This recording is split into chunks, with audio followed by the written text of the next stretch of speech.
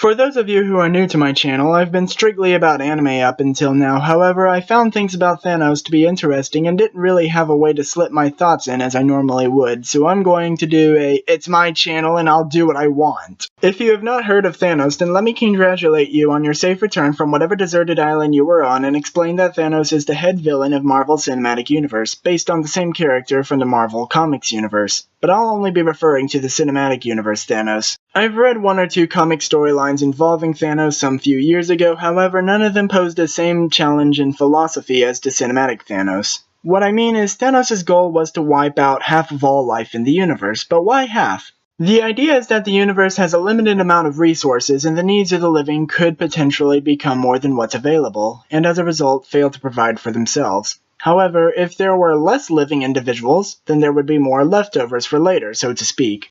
Genocide is obviously horrible, but how would you counter that argument? The old saying, "the results do not justify the means," would be most people's first thought, I imagine, but this would not work on one who has seen his own philosophy proven applicable. Thanos cited two specific examples, once with his own planet, where his people refused his methods, became overpopulated, consumed all their resources, and died out.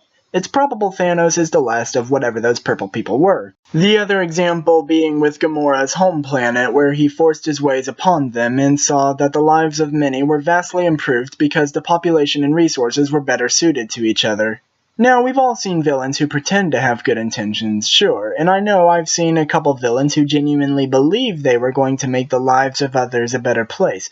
However, this is the only villain I know of who used facts to back his philosophy, and none of the heroes had anything to say about it except "you're wrong." And if I were in Thanos' size 300 shoes, that counter-argument would not convince me of a darn thing. However, Thanos is also an enormous idiot. No, I mean it. You want to use the Infinity Gauntlet to make sure others don't go extinct? You use the Reality Stone to turn a knife into bubbles. Are you telling me you can't turn that big trash island and Earth's oceans into hamburgers for everyone?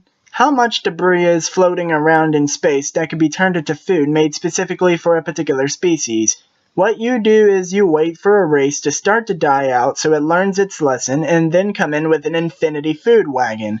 And that sums up my counter-argument for Thanos as well. It's more efficient to attempt to produce more resources than to bring the population down because it results in more satisfied individuals. It would be less work too. My idea would only require 2 Infinity Stones. And Gamora's your favorite adopted daughter, right? Why haven't you used a Time Stone to resurrect her yet like you did Vision? The condition of that Soul Stone said you had to kill her, nothing saying she has to stay dead.